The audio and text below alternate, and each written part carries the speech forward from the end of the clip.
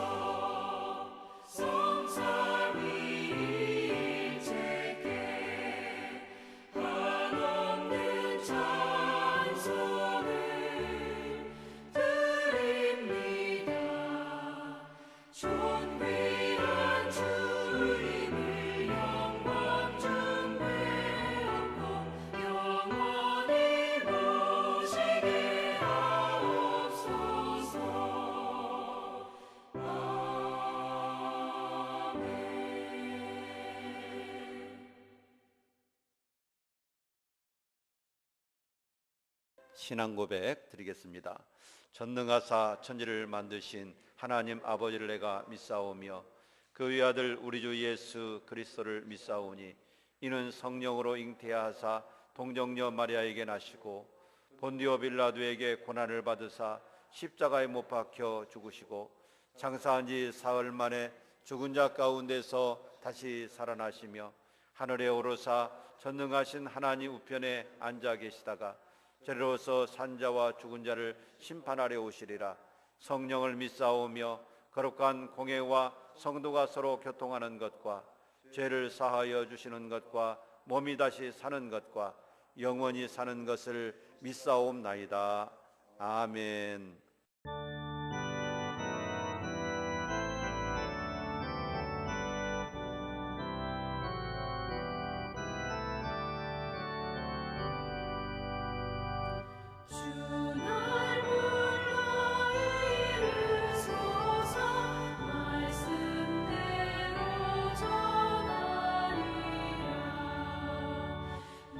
주님의 뜻을 따라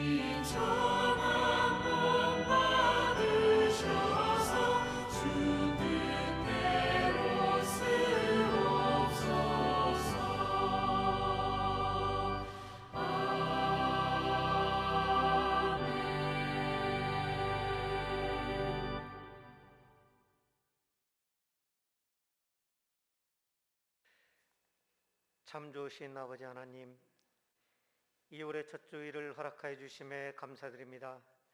설날을 맞이하여 많은 사람들이 부모 형제를 찾아 서로 사랑하고 격려하며 즐거운 시간을 보내게 하시고 다시금 새로운 한 달을 시작할 수 있는 은혜를 베풀어 주심에 감사드립니다. 지난 한 주간도 알게 모르게 주님 앞에 여러 가지 많은 죄를 지었음에도 불구하고 우리들의 죄를 용서해 주시사 주님 앞에 나아올 수 있도록 인도해 주신 은혜 참으로 감사드립니다. 주님, 코로나로 너무나 어렵고 힘든 중에도 이렇게 교회에 나와서 예배드리며 성도들과 교제할 수 있는 시간을 허락하여 주시니 감사드립니다. 코로나를 이유로 나타내진 우리의 모든 죄악을 회개하며 하나님 아버지께 용서를 구하오니 불쌍히 여겨주시고 코로나도 하루속히 종식시켜 주시어 예전의 일상으로 돌아가게 해주시며 다시는 이러한 전염병이 발생하지 않도록 은혜를 베풀어 주시기를 기도드립니다. 어려운 가운데서도 서로 사랑하고 격려하며 지금까지 묵묵히 걸어온 것들, 성도들이 얼마나 귀하고 아름답고 소중한 존재인지 깨닫게 하시고 더욱 넓은 마음으로 서로를 아끼며 이해하며 주님의 말씀에 늘 순종하며 서로 사랑하는 저희들이 되게 하여 주시옵소서. 해외에서 수고하시는 선교사님들과 가정들의 건강을 지켜주시고 특히 코로나와 각종 질병에서 지켜주시어 복음사역에 어려움 없게 하시며 하나님 말씀이 널리 선포되고 부흥 발전하게 하여 주시옵소서. 저희 교회를 사랑해 주시는 하나님, 저희들에게 성전 건축이라는 고귀한 일을 주심을 감사드립니다. 철거 문제, 시공사 선정 문제, 인허가 문제 등 성전 건축을 위하여 한 마음으로 기도드리고 있습니다.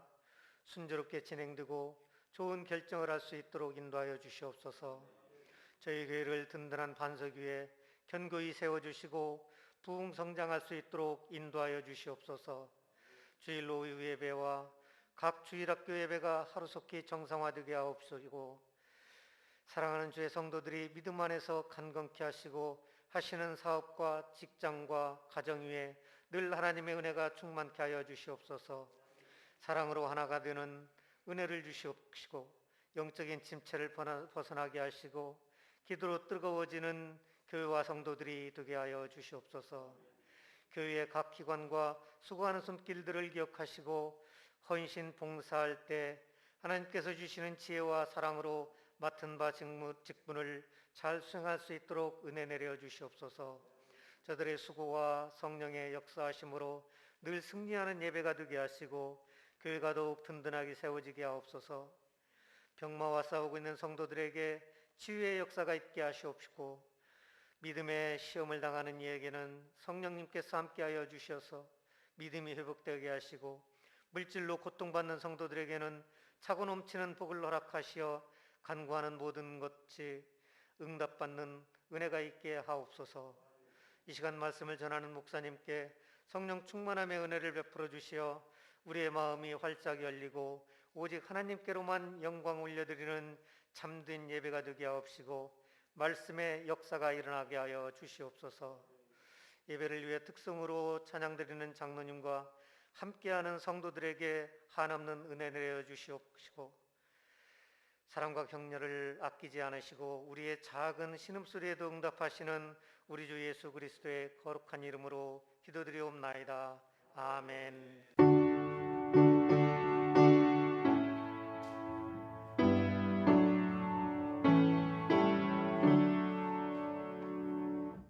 하나님 말씀 우리 함께 보시겠습니다. 구약성경 요나서 제1장 1절 말씀부터 10절 말씀까지 한 절씩 교독하도록 하겠습니다. 1287쪽에 있습니다. 요나서 제1장 1절 먼저 제가 보겠습니다. 여호와의 말씀이 아미떼의 아들 요나에게 임하니라. 이르시되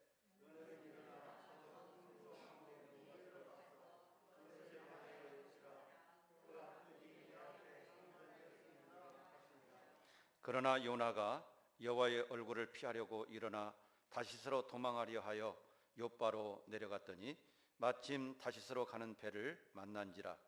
여호와의 얼굴을 피하여 그들과 함께 다시스로 가려고 뱃삭을 주고 배에 올랐더라.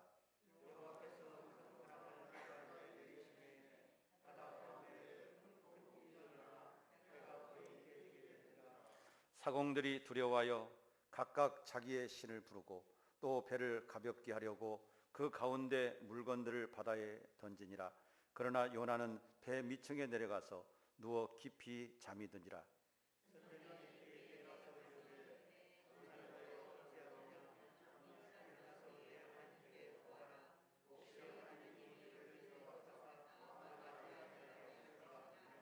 그들이 서로 이르되 자 우리가 제비를 뽑아 이 재앙이 누구로 말미암아 우리에게 임하였나 알아보자 하고 그 제비를 뽑으니 제비가 요나에게 뽑힌지라.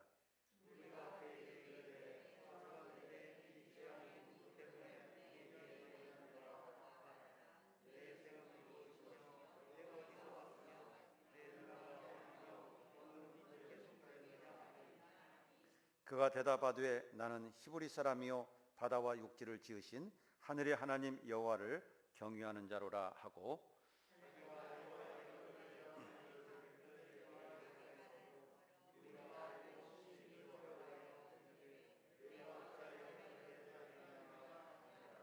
아멘. 오늘 함께 읽은 말씀을 통해서 내가 나가야 할 방향이라고 하는 말씀으로 함께 은혜를 나누고자 합니다. 2월 달 우리 교회 신앙의 주제는 방향입니다. 내가 나가야 할 방향은 어떤 방향인가? 나는 어떤 방향을 선택해야 되는가? 라고 하는 문제를 생각해 보면서 우리가 올바른 방향을 따라서 올바른 삶을 살아가게 되기를 바랍니다. 올바른 방향으로 나간다라고 하는 것은 매우 중요합니다. 만약 올바른 방향으로 가지 못하고 잘못된 방향으로 갈 때 어떤 문제가 생기게 될까요? 먼저 방향이 잘못되면 위험에 처할 수가 있습니다. 예를 들어서 자동차는 길을 따라 달려야 합니다. 그런데 길을 따라 달리지 않고 잘못된 길로 들어갔을 때 낭떠러지를 만날 수 있고 막다른 길을 만날 수가 있습니다. 위험에 처해질 수가 있는 것이죠. 그래서 방향이 잘못되게 되면 위험에 처해질 수가 있다라고 하는 것입니다. 뿐만 아니라 방향이 잘못되면 속도가 빠를수록 그리고 멀리 갈수록 손해입니다. 여러분 우리가 사는 이 시대는 속도가 빠른 것을 좋아합니다. 비행기도 빨리 갈 수 있는 비행기, 기차도 될 수 있으면 빨리 갈 수 있는 기차, 자동차도 빨리 갈 수 있는 자동차, 휴대폰도 빨리빨리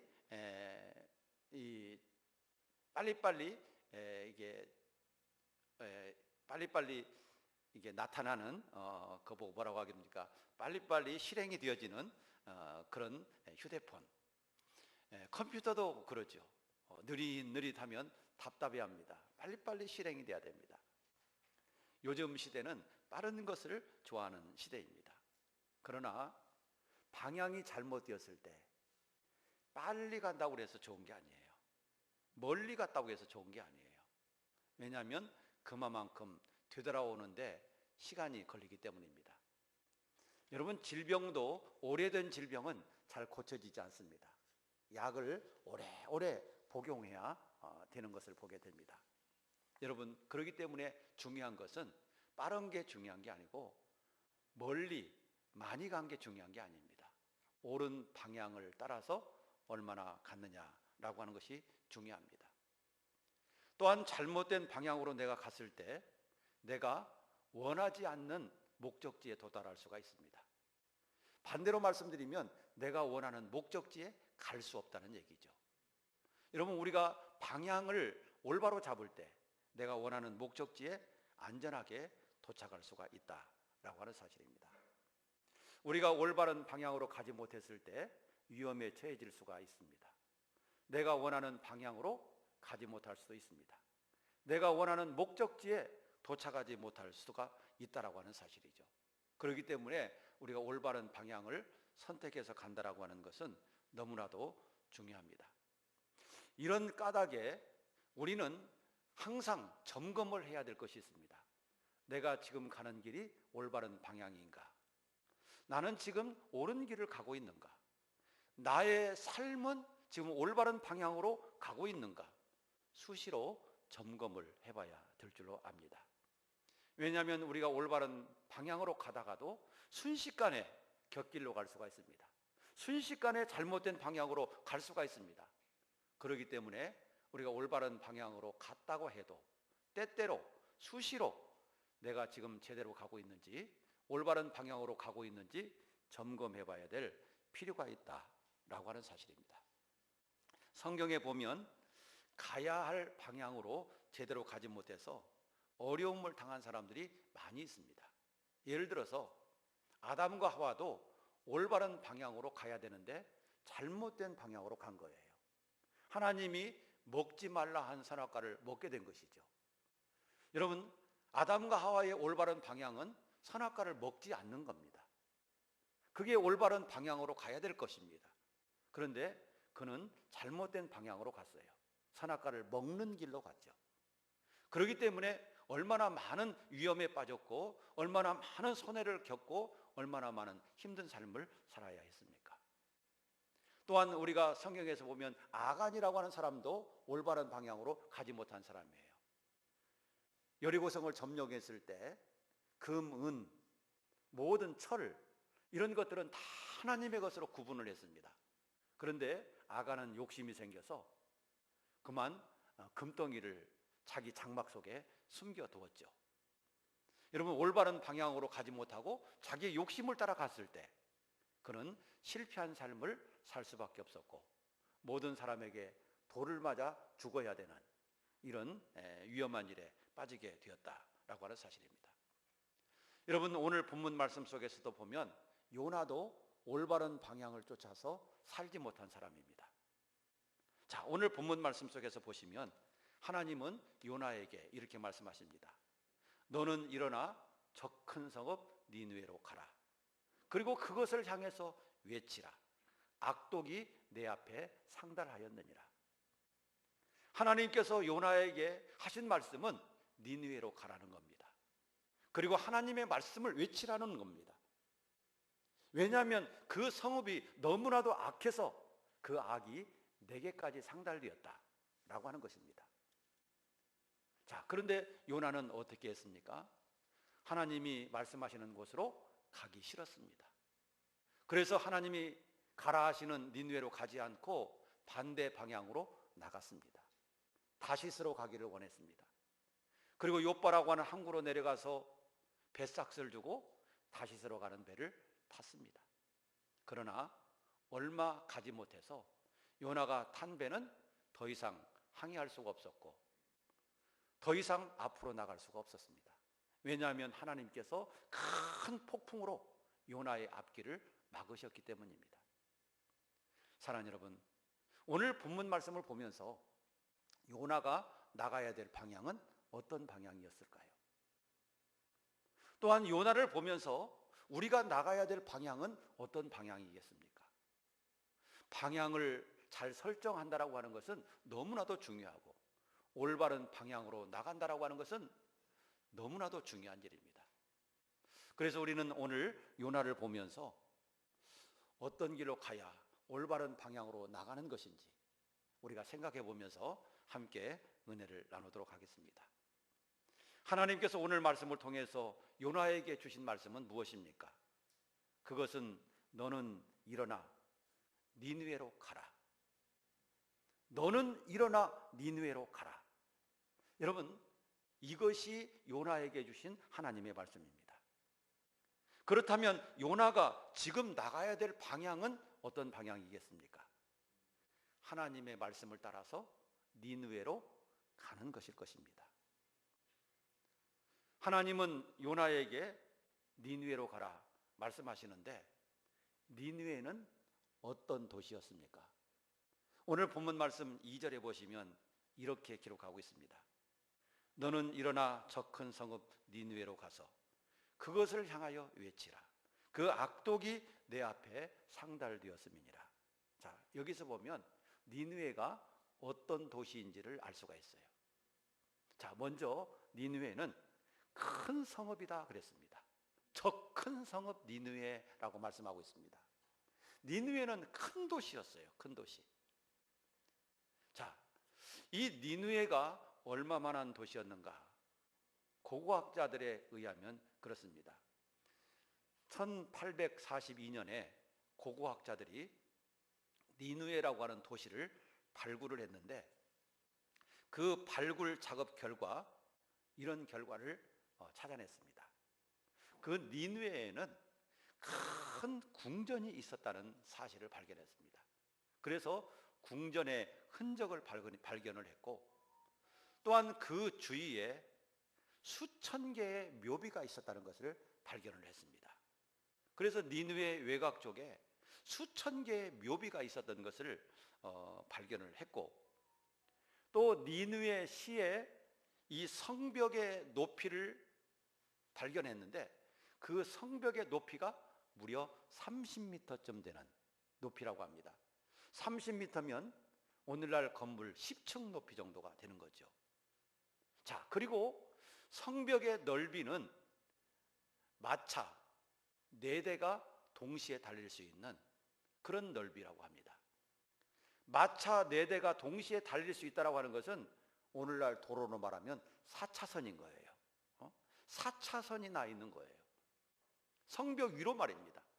그러니까 30m 높이 위에 4차선으로 여러분 전차 4대가 동시에 달릴 수 있는 그런 넓이의 성벽이 바로 니느웨시를 둘러싸고 있었다는 사실이죠. 자, 그리고 그 성 밖에는 수로가 있었는데, 그 수로의 넓이가 어느 정도 되느냐면 42m, 그리고 수로의 깊이는 18m, 이 정도 되는 수로가 있었다고 합니다. 그러니까 적들이 쳐들어와도 성을 직접적으로 공격하기가 쉽지가 않습니다. 왜냐하면 42m나 되는 넓은 수로가 있기 때문에 그렇습니다.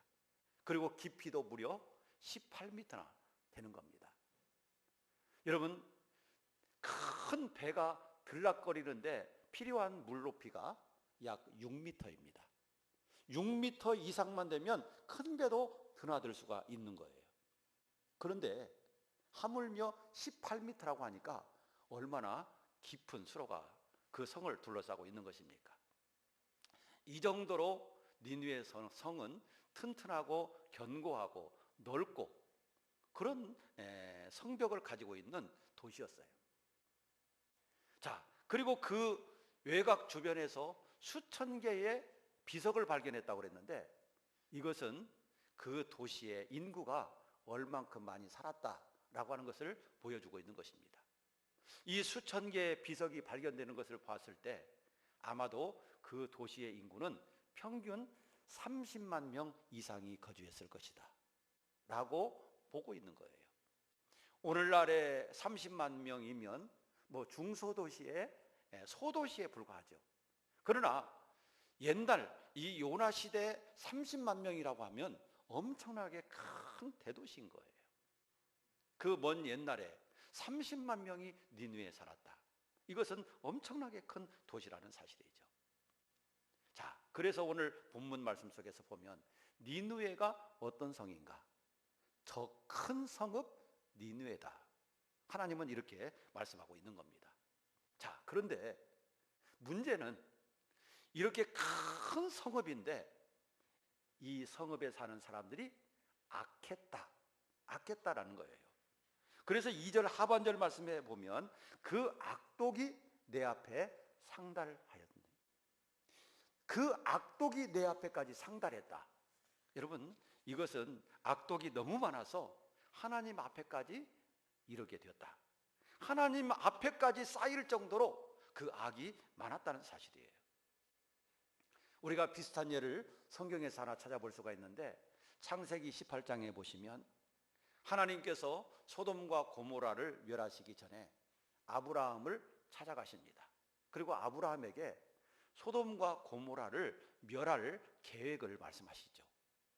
그때 의인 50명이 있으면 하나님 그 성을 사해달라고, 45명이 있으면 사해달라고, 40명이 있으면 사해달라고 그렇게 기도한 이야기를 잘 알고 계시죠? 자, 그런데 하나님께서 아브라함에게 소돔과 고모라를 멸망시키실 것을 말씀하시면서 왜 소돔과 고모라를 멸망시키시는가? 그 이유가 그들의 죄악이, 소돔과 고모라의 죄악이 내 앞에 상달되었다 라고 말씀하고 있는 겁니다. 그러니까 여러분, 소돔과 고모라의 죄악이 하나님 앞에까지 상달된 것처럼 지금 니느웨의 죄악도 하나님 앞에까지 상달되었다는 겁니다. 그래서 소돔과 고모라처럼 니느웨도 하나님 앞에 심판받을 수밖에 없는 그런 도시라고 하는 사실을 하나님은 말씀하고 계시는 겁니다. 여러분, 죄악이 얼마나 차고 넘쳤으면 그 죄악이 하나님 앞에까지 상달되었다, 이런 표현을 썼겠습니까? 이것은 소돔과 고모라처럼 니느웨도 죄악이 충만하고 죄악이 꽉 차고 죄악이 차고 넘치는 것을 말씀하고 있는 거예요. 여러분, 하나님은 죄를 따라서 심판하시는 것을 보게 됩니다. 그래서 하나님은 소돔과 고모라도 심판하셨고, 또 그 전에 노아 시대에 죄악이 관영함으로, 죄악이 꽉 참으로 말미암아 하나님은 노아 시대에 홍수의 심판을 하셨습니다. 니느웨도 이렇게 죄악이 찼다라고 한다면 그들은 하나님의 심판을 받을 수밖에 없는 그런 도시였다는 사실을 말씀해 주고 있는 것입니다. 이런 도시를 향해서 하나님이 요나에게 말씀하십니다. 너는 일어나 니느웨로 가라. 왜 가라고 했겠어요? 무엇 때문에 니느웨로 가라고 했겠어요? 오늘 말씀을 계속해서 보시면 1절 이하에 그것을 향해서 외치라, 니느웨를 향해서 외치라고 하는 겁니다. 그러기 위해서 너는 니느웨로 가라. 여러분, 조금 있으면 너희가 하나님의 심판을 받을 것이다. 너희가 회개하지 아니하면 심판을 받게 될 것이다. 너희들의 악독이 지금 하나님 앞에까지 상달되었다. 그러므로 회개해라. 몇 날 아니면 너희가 심판을 받게 될 것이다. 이것을 외치라는 거예요. 그래서 하나님은 이 사명을 요나에게 주시고 너는 니느웨로 가라, 그렇게 말씀하시는 것이죠. 여러분, 니느웨로 가야 되는 것은 요나가 가야 될 길이에요. 요나가 가야 될 방향은 니느웨라고 하는 사실을 우리가 알아야 합니다. 요나가 가야 될 방향은 하나님의 말씀을 쫓아서 하나님의 뜻을 따라서 니느웨로 가는 것, 바로 그것이 요나가 나가야 될 방향이다 라고 하는 사실입니다. 자, 그런데 요나는 어떻게 하였습니까? 요나는 니느웨로 가기를 싫어했습니다. 니느웨로 가기를 싫어했어요. 왜 싫어했을까? 요나가 니느웨로 가는 것을 왜 싫어했을까? 거기에는 두 가지 사실이 있음을 짐작해 볼 수가 있습니다. 두 가지 이유가 있는데, 첫째는 니느웨는 요나의 나라의 원수 같은 나라였습니다. 원수의 나라라고 볼 수가 있어요. 자, 이 요나는 이스라엘, 북쪽 이스라엘에서 활동했던 선지자입니다. 북쪽 이스라엘과 접해 있는 나라가 바로 시리아, 이 아시리아라고 하는 이 나라인데, 이 아시리아의 수도가 바로 니느웨입니다. 그런데 이 아시리아 사람들이 걸핏하면 북쪽 이스라엘을 쳐들어옵니다.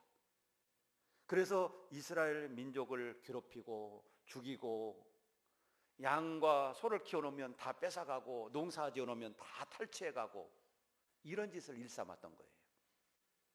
여러분, 얼마나 힘들겠어요. 그렇기 때문에 이 원수 같은 나라, 이 아시리아, 그 나라의 수도 니느웨에 가서 하나님의 말씀을 전하기 싫은 거예요. 차라리 원수의 나라가 망했으면 좋겠다 생각했을지도 몰라요. 왜냐하면 그 나라가 망한다면 여러분, 상대적으로 요나가 사는 이스라엘은 편해지는 거 아니겠습니까? 여러분, 상대적으로 니느웨가 약해지면, 아니면 멸망받고 심판받아서 멸망받으면 이스라엘이 좋은 거 아니에요. 그래서 요나는 가기 싫었어요. 이 사실을 우리는 어디서 찾아볼 수가 있느냐면, 요나가 나중에 물고기 뱃속에 들어갔다가 밖으로 나와서 나중에 할 수 없이 니느웨로 가지요. 그리고 하나님의 말씀대로 니느웨에 가서 외칩니다. 그러자 그 사람들이 막 회개를 합니다. 왕으로부터 짐승에 이르기까지 금식하면서 다 회개를 합니다. 그런데 요나는 외치고 나서 이 성이 어떻게 되나 보자 하고 산으로 올라갔어요. 니느웨 성이 잘 내려다보는 보이는 산으로 올라가서 니느웨를 지켜보고 있는 거예요. 그런데 막 그 성 사람들이 회개하거든요. 그러니까 신경질이 났어요. 요나가. 날씨는 뜨겁고 니느웨는 자기 마음대로 하나님의 심판을 받고 멸망하는 게 아니라 회개를 하고, 이러면서 짜증을 내는 것을 보게 됩니다. 이것은 요나가 니느웨가 회개하는 것을 별로 좋아하지 않았다라고 하는 것을 짐작해 볼 수 있는 대목인 것이죠. 여러분, 니느웨는 이스라엘에게 원수의 나라예요. 그래서 그들이 회개하고 은혜를 받고 번성하는 것보다는 그들이 더 죄를 짓고 하나님의 심판을 받고 멸망했으면 좋겠다 라고 하는 그런 생각이 있을 수도 있다는 사실이에요. 그래서 요나는 니느웨로 가기를 싫어했다는 겁니다. 자, 또 하나의 이유가 있는데, 니느웨가 악한 성읍이라고 그랬잖아요. 그 성읍이 너무나도 악해서 그 죄악이 하나님 앞에까지 상달되었다 그랬습니다. 자, 그래서 이렇게 악한 도시, 이렇게 악한 사람에게 내가 가서 하나님의 말씀을 선포한다고 그래서 이들이 회개하겠느냐 라고 하는 생각을 가질 수 있다라고 하는 사실이죠. 여러분, 마음이 강팍하거나 아주 악한 사람은 회개를 잘 안 해요.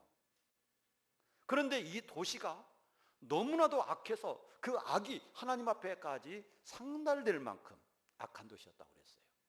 그렇기 때문에 요나가 그런 생각을 할 수 있는 거죠. 내가 가서 하나님 말씀 전한다고 그래서 이들이 회개하겠나? 하나님 앞에 돌아오겠나? 그런 생각을 가진 거예요. 그래서 가기를 싫어했습니다. 여러분, 우리도 때때로 요나 같은 생각을 가질 수가 있죠. 예를 든다면, 어떤 부인이 신앙이 좋은데 그 남편은 교회도 안 나오고 아주 마음이 강팍해요.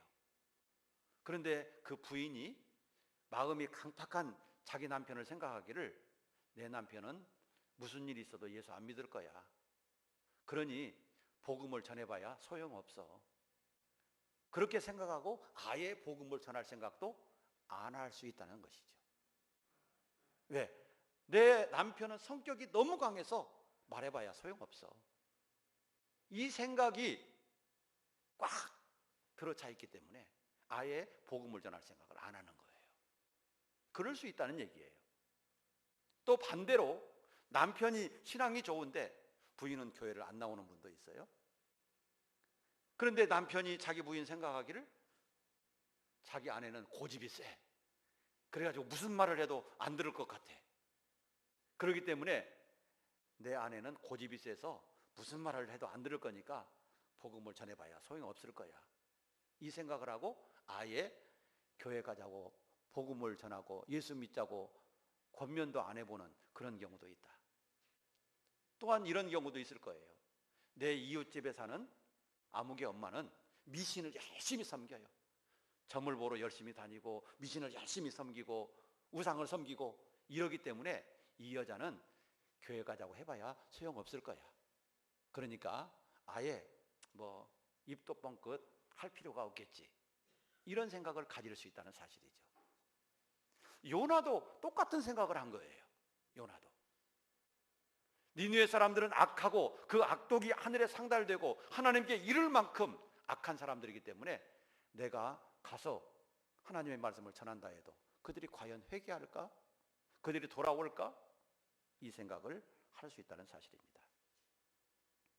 그래서 요나는 니느웨로 가기를 싫어했어요. 원수의 나라이기도 하고 그들은 너무나도 악하기 때문에 내가 하나님의 말씀을 전한다 해도 들을 것 같지가 않았던 거예요. 그래서 가기를 싫어했던 겁니다. 그러나 하나님께서는요, 우리 인간이 보는 눈과 다르다는 사실을 알아야 합니다. 여러분, 하나님이 보시는 눈은 우리 인간의 눈과 다르고 우리 인간의 생각과 다르다는 거예요. 하나님께서 요나를 보내시려고 하시는 데에는 그럴 만한 이유가 있었기 때문인 것이죠. 그럴 만한 이유가 있는 거예요. 그래서 하나님께서 요나를 그곳으로 보내시는 거예요. 그런데 요나는 자기의 생각, 자기의 중심을 가지고 하나님의 말씀을 거부하고 니느웨로 가기를 싫어했다라고 하는 사실입니다. 자, 요나는 이렇게 니느웨로 가기를 싫어하고 어떻게 행동을 하였습니까? 오늘 본문 말씀 3절에 보시면 그랬습니다. 하나님께서 원하시는 반대 방향으로 가려고 했습니다. 그래서 그는 다시스로 도망하려 했다. 자, 3절을 우리 한번 같이 읽어보도록 하겠습니다. 시작. 그러나 요나가 여호와의 얼굴을 피하려고 일어나 다시스로 도망하려 하여 욥바로 내려갔더니 마침 다시스로 가는 배를 만난지라. 여호와의 얼굴을 피하여 그들과 함께 다시스로 가려고 배삭을 주고 배에 올랐더라. 자, 여기서 우리가 눈여겨봐야 될 단어가 몇 개 있습니다. 하나는 여호와를 피하여, 여호와를 피하여. 자, 그래서 다시스로 도망하려 했다라고 하는 거 하나하고, 또 하나는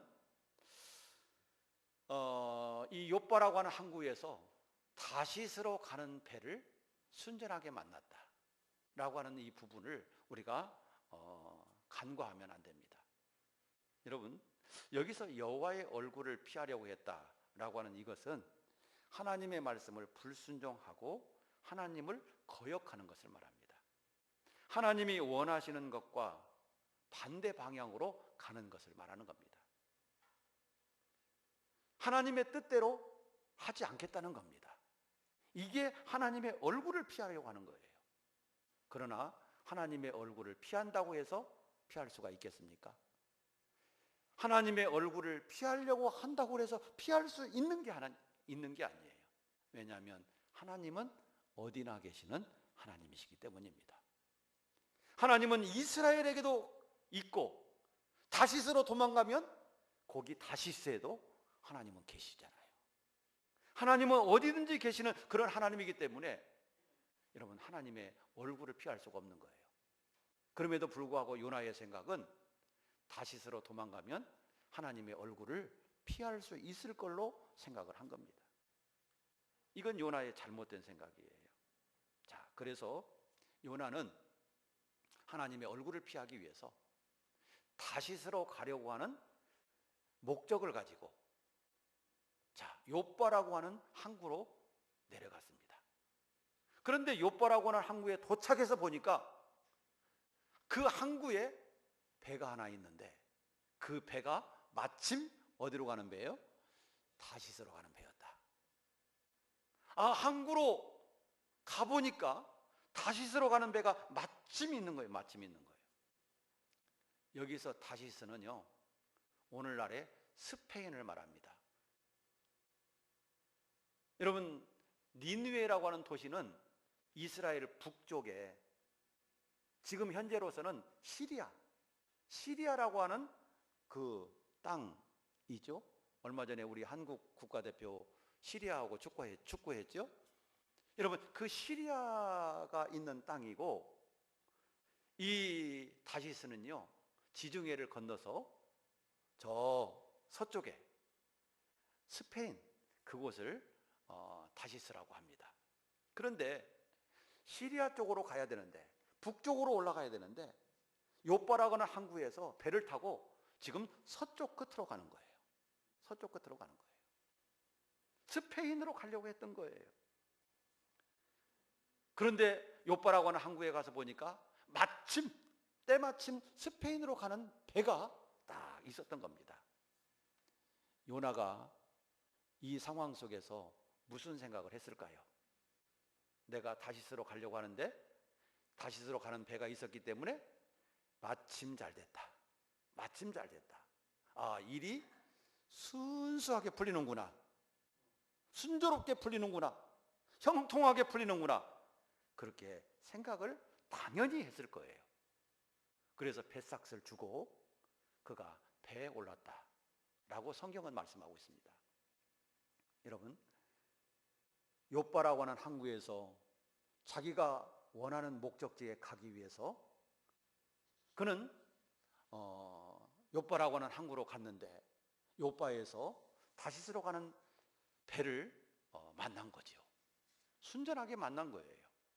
자, 그러나 과연 그것이 순전하게 만난 것이 될까? 과연 그 결과가 어떻게 될까?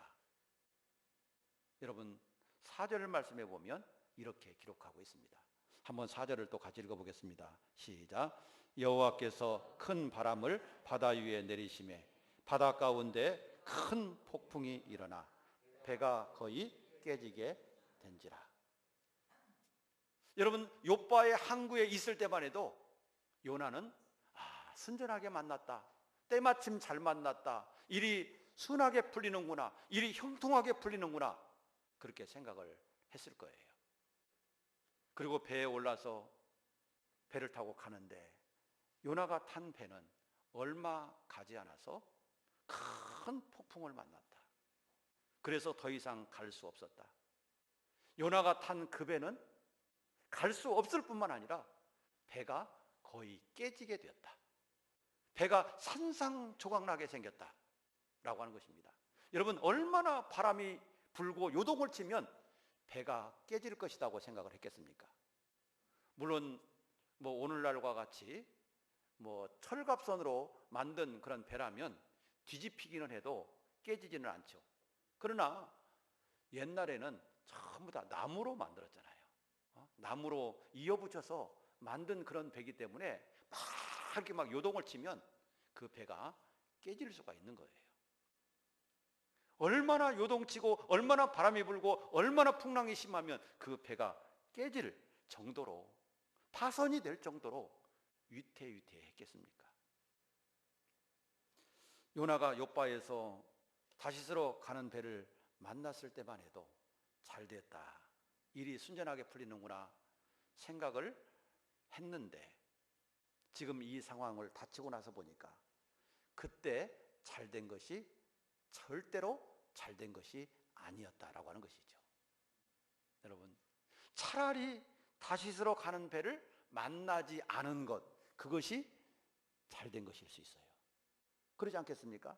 차라리 요빠에서 다시스로 가는 배를 만나지 못했더라면, 그 배를 타지 않았더라면 이런 풍랑은 만나지 않았을 거 아니겠습니까? 물고기 뱃속에는 들어가지 않았을 거 아니겠습니까? 여러분, 우리가 여기서 생각해 봐야 될 것은요, 하나님의 말씀을 떠나서 잠시 잘 된다고 해서 잘 되는 게 아니다 라고 하는 것입니다. 하나님의 말씀을 떠나서 잠시 형통하다고 해서 그게 정말 형통한 게 아니다. 이 세상에서 잠깐 잘 된다고 해서 그게 잘 되는 게 아니다 라고 하는 것을 우리가 알아야 합니다.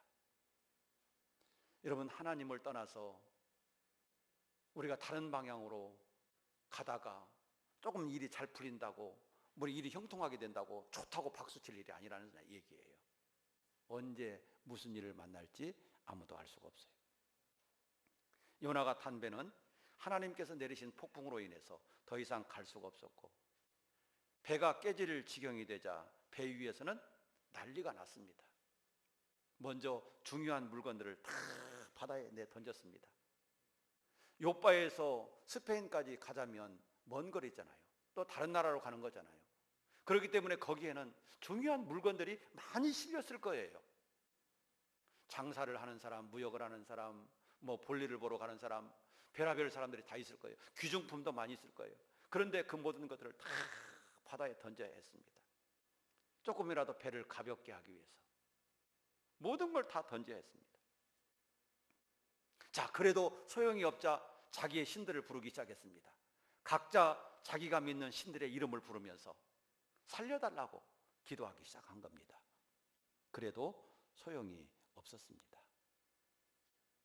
그러자 마지막 수단으로 선장은 이 문제가 왜 왔는지, 무엇 때문에 이런 어려움이 왔는지 그 원인을 찾아보자. 그리고 배에 있는 사람들을 총동원시켰습니다. 다 나오게 해서 제비를 뽑아보자 한 거예요. 그런데 요나는 배 위에서 난리가 났는데 맨 배 밑으로 들어가서 잠을 자고 있었어요. 배 위에서는 난리가 났습니다. 그런데 요나는 배 밑으로 들어가서 잠을 자면서 아무 종을 모르고 있었던 것이죠. 여러분, 잠든 자는 모릅니다. 위태해도 모릅니다. 다 죽게 돼도 모릅니다. 어떤 상황인지도 모릅니다. 다른 모든 사람들은 다 알고 난리인데 잠들어 있는 요나만 몰랐습니다. 잠들어 있는 사람은 몰라요. 영적으로도 마찬가지라는 사실을 기억하시기 바랍니다. 영적으로도 똑같아요. 잠든 자는 자기의 상태를 몰라요. 무감각해요. 자기 자신이 죽어가고 있음에도 불구하고 아무렇지도 않아요. 다른 사람들은 저 사람이 뭐가 문제야 다 아는데 자기만 몰라요. 다른 사람은 다 알아요. 이 사람은 이게 문제야. 이것만 깨달으면 좋겠어. 이것만 회개하면 좋겠어. 다 아는데 정작 자기는 몰라요. 뭐가 문제인지. 왜 그럴까요? 영적으로 지금 잠들어 있기 때문에 모르는 거예요. 여러분, 잠자는 사람이나요, 영적으로 잠들어 있는 사람이나 똑같아요. 그러므로 우리 예수님 말씀하세요. 그러므로 깨어있으라. 그러므로 깨어있으라. 말세에는요, 졸며 자는 시대라고 그랬어요. 우리가 열처녀의 비유에서도 보면 신랑이 더디옴으로 졸며 잤다 그랬어요. 여러분, 주님 오시기 직전에는 졸며 자는 시대예요. 졸며 자요. 그렇기 때문에 우리 예수님은 깨어있으라고 말씀하세요. 요나가, 여러분, 다른 사람들은 다 죽겠다고 난리고 자기의 신들의 이름을 부르고 자기의 가지고 갔던 모든 물건을 바다에 내버리고 이 난리를 치르고 있는데 배 밑으로 들어가서 잠자고 있는 거예요. 그때 선장이 요나를 발견하고 잠자고 있는 자여 어찌 비냐? 너는 왜 이렇게 잠을 자고 있냐? 너는 누구냐? 너는 어디서 왔으며 어디로 가느냐? 나와라. 그러면서 요나를 끌어냈고 많은 사람들이 다 모이게 해놓고 이 문제가 어디서 왔는지 제비를 뽑자. 그래서 제비를 뽑았는데 누가 뽑혔어요? 요나가 뽑혔다. 여러분, 이 요나가 뽑힌 것은요, 이 하나님의 섭리예요. 하나님이 뽑히게 한 거예요. 우리가 잠언서에 보면 제비는 사람이 뽑지만 결정은 누가 한다고 그랬어요? 하나님. 여러분, 제비는 사람이 뽑아요. 그러나 누가 뽑힐지는 하나님이 결정하시는 거예요. 여러분, 배 위에 탄 사람이 요나 한 사람밖에 없었겠습니까? 수많은 사람이 있었지만 제비가 그 수많은 사람 중에서 요나에게 딱 당첨이 된 거예요. 이것은 하나님이 하신 일이라고 믿습니다. 바람을 불어서 요나의 배가 나가지 못하게 하신 분도 하나님이시고, 여러분, 제비가 뽑히게 하신 분도 하나님이시고, 이것은 뭘 의미하느냐면 하나님은 모든 천지 만물을 주관하시고 다스리시는 하나님이라고 하는 사실을 보여주고 있는 거예요. 제비가 요나에게 뽑히자 물었습니다. 너는 도대체 누구냐? 어느 나라 사람이냐? 어디로 가는 거냐? 왜 이 문제가 왔느냐? 이렇게 물을 때 요나가 대답을 합니다. 저는 하나님을 경외하는 자입니다. 저는 하나님을 경외하는 자입니다. 그런데 제가 하나님의 말씀에 불순종하기 때문에 이 재앙이 나에게 온 겁니다. 내가 믿는 하나님은 천지를 창조하시고 바다와 육지를 지으신 그런 하나님이십니다. 그런데 내가 여호와의 얼굴을 피하기 위해서 이렇게 다시스로 가려 하기 때문에 하나님이 이 역사를 일으키신 겁니다. 이렇게 대답을 한 거죠. 그러니까 그 배에 탄 사람들이 깜짝 놀란 거예요. 깜짝 놀란 거예요. 아, 하나님이 어떤 분인가를 거기서 재발견하게 되는 것이죠. 그리고 하나님을 두려워하게 된 거예요. 그러면 어찌하면 되겠냐? 요나에게 물으니까 나를 바다에 들어 던지시오. 그러면 이 모든 것이 잠잠해지게 될 겁니다. 라고 말을 했던 것이죠. 여러분, 우리가 여기서 생각해 봐야 될 게 있어요. 요나가 이런 고난과 어려움을 만나게 된 이유가 뭐겠습니까? 바로 그것은 요나가 나가야 될 방향을 잘못 선택했다. 요나가 가지 말아야 될 방향으로 갔다. 이거예요. 방향이 잘못됐다는 얘기예요. 방향. 그래서 이 문제가 온 거예요. 요나가 나가야 될 방향은 다시스가 아니라 니느웨인 거죠. 니느웨인 거예요. 여러분, 요나가 만약에 자기의 생각을 버리고 처음부터 다시스가 아니라 니느웨로 갔다라고 한다면 어떻게 됐을까요? 아마 하나님께서 순하게 그 앞길이 열려지게 했을 것입니다. 요나가 방향을 바로잡아서 다시스로 갔다라고 한다면 순하게 그 길을 하나님이 인도해 주셨을 거예요. 여러분, 하나님이 책임져 주셨을 거예요. 그런데 요나는 그렇게 하지 않았습니다.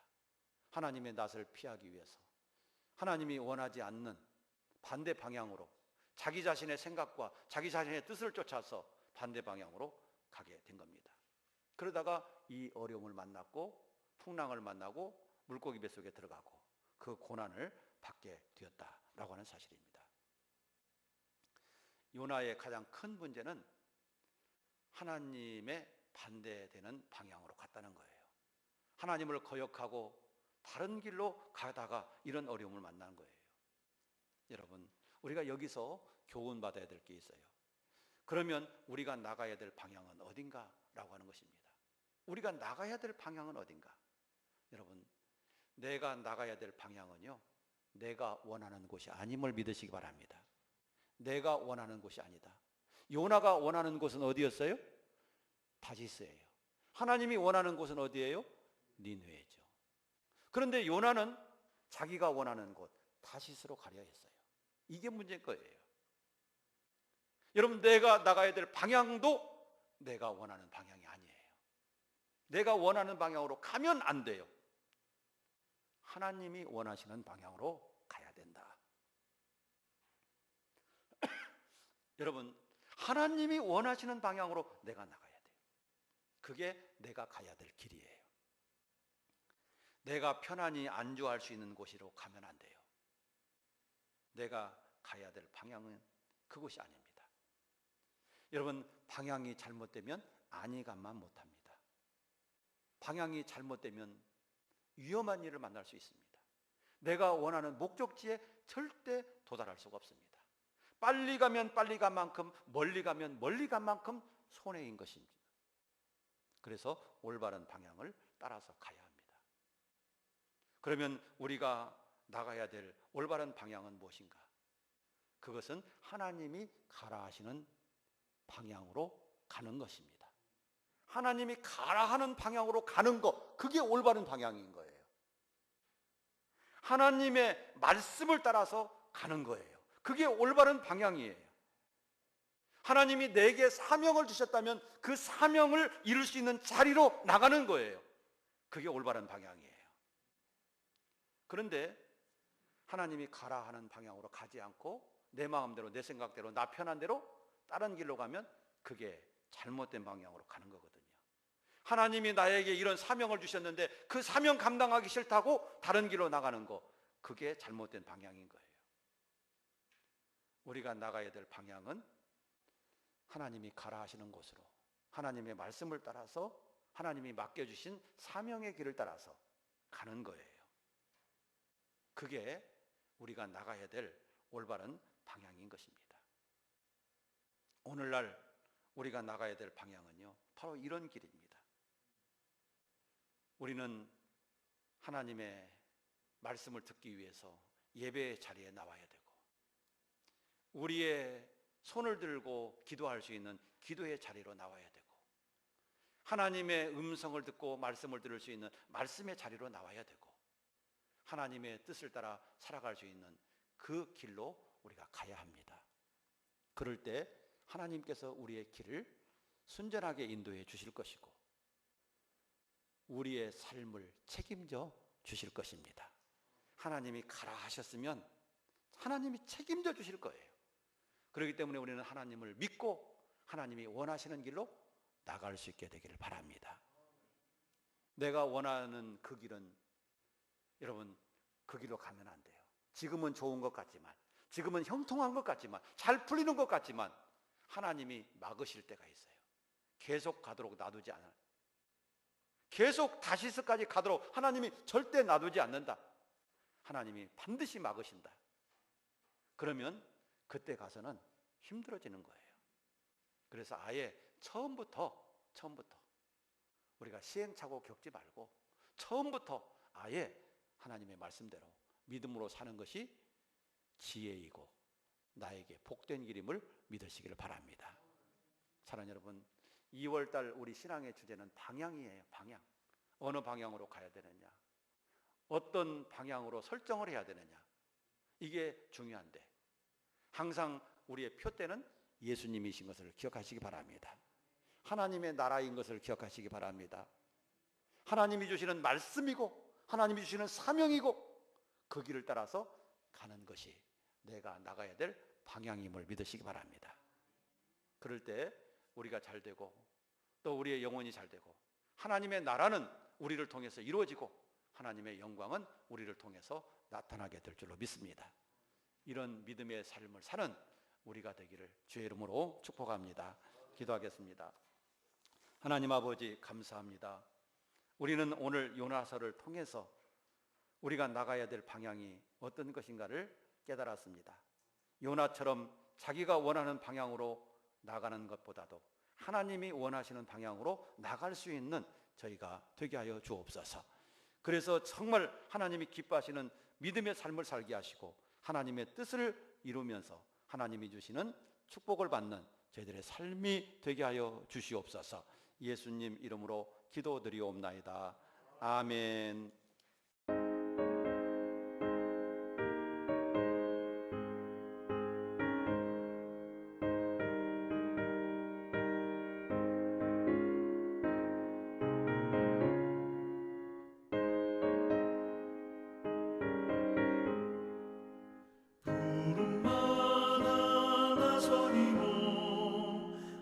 어디든지 가오리다. 괴로운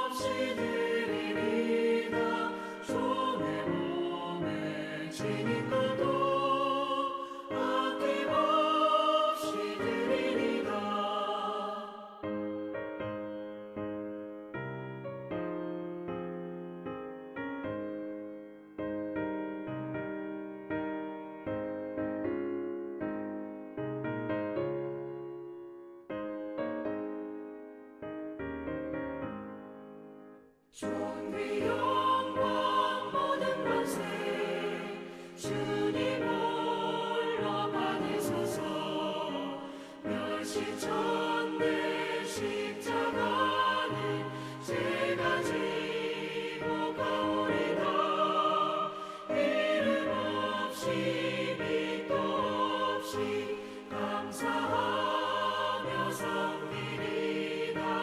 이름 없이 빛도 없이 감사하며 섬기리다.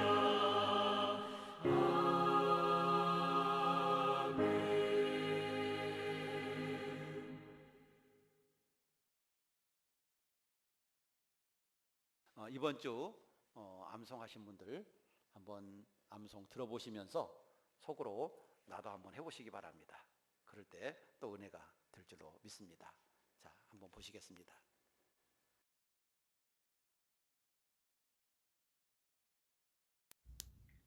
하나님이여 나를 지켜주소서. 내가 주께 피하나이다. 내가 여호와께 아뢰되 주는 나의 주님이시오니 주 밖에는 나의 복이 없다 하였나이다. 땅에 있는 성도들은 존귀한 자들이니 나의 모든 즐거움이 그들에게 있도다. 다른 신에게 예물을 드리는 자는 괴로움이 더할 것이라. 나는 그들이 드리는 피의 전제를 드리지 아니하며 내 입술로 그 이름도 부르지 아니하리로다. 여호와는 나의 산업과 나의 잔의 소득이시니 나의 분깃을 지키시나이다. 내게 줄로 재어준 구역은 아름다운 곳에 있으며 나의 기업이 실로 아름답도다. 나를 훈계하신 여호와를 송축할지라. 밤마다 내 양심이 나를 교훈하도다. 내가 여호와를 항상 내 앞에 모시며 그가 나의 오른쪽에 계심으로 내가 흔들리지 아니하리로다.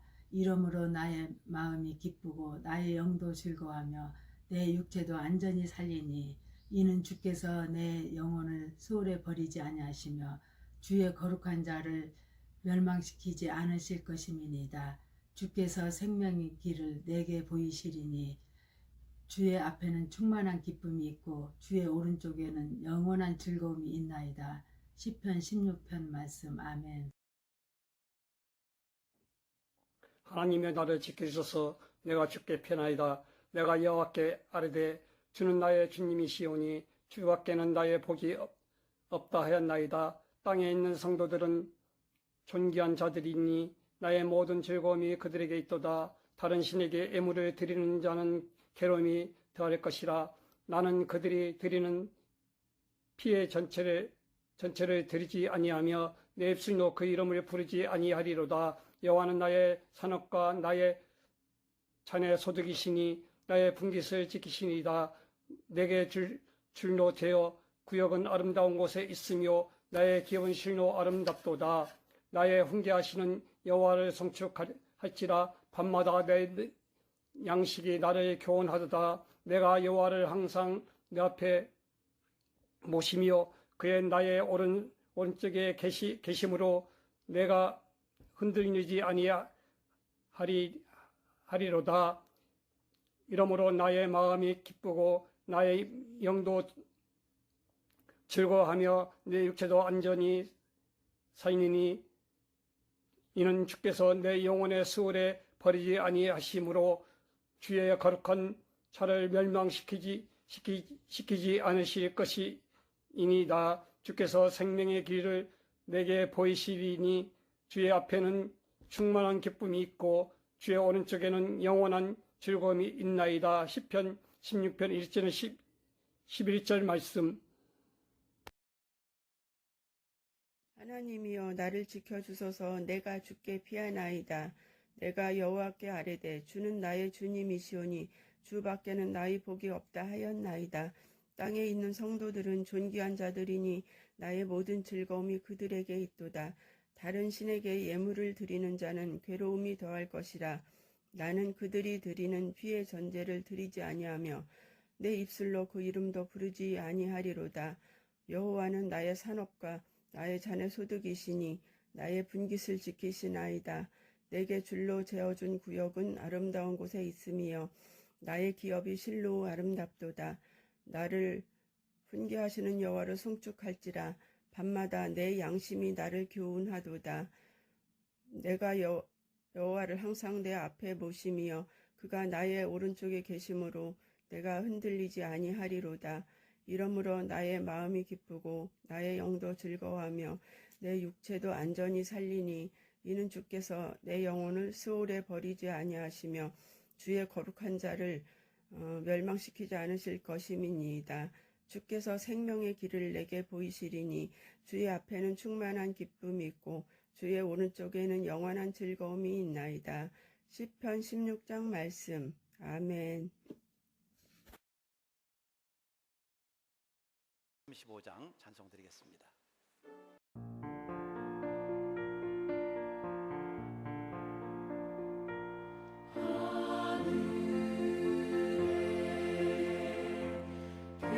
계신 아버지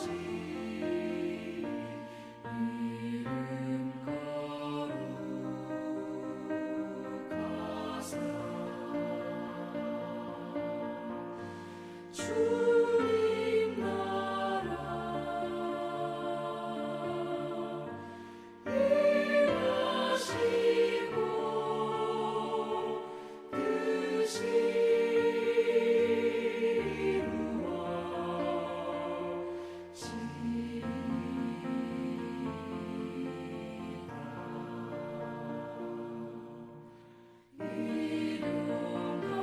임하시고 뜻이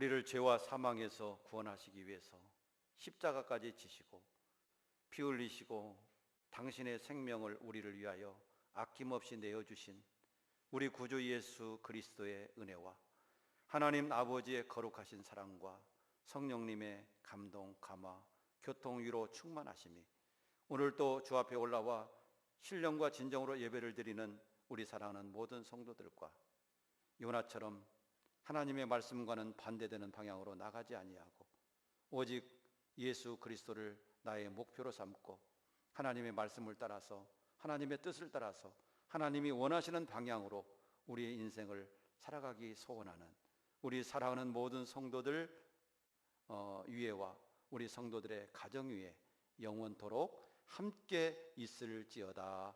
아멘.